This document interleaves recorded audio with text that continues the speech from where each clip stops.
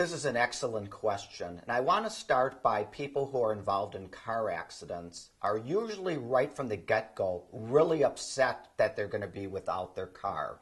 So our initial concentration more than anything is to try to get you up and running so you have wheels to get to wherever you need to be, whether it's back to work, whether it's to your doctor's appointments, your hospital visits, or whatever.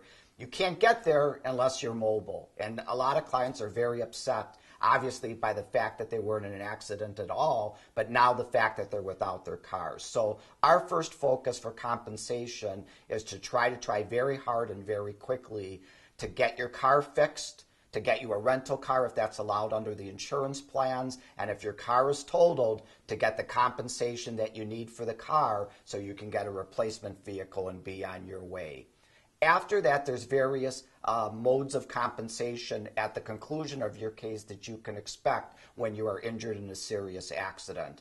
You are allowed to be compensated for lost wages, any time lost from work because of your treatment, because of your injuries from the accident is fully compensable. All your medical bills, all your hospital bills will also be compensated. Everything will be paid at the settlement of your case.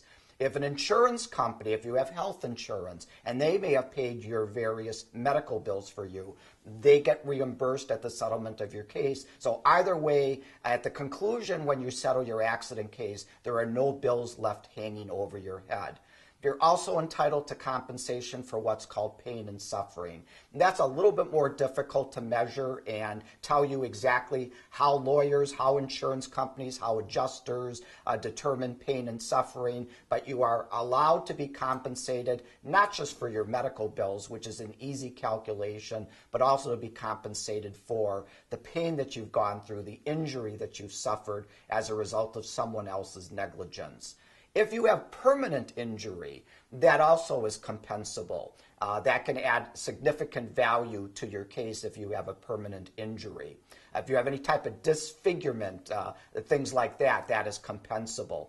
Someone asked me quite recently, can I get compensated just for the stress of being in the accident or the anxiety of it? And everybody understands the inconvenience and the stress and the hassle of being in an accident, but there's no way to measure from a quantifying dollar amount that you would be compensated for aggravation and stress. So generally, that is not sort of an item that a client would be compensated for the injury. So the big ones are the wage loss, payment of all your medical bills, pain and suffering, and permanent injury if it's that type of a situation.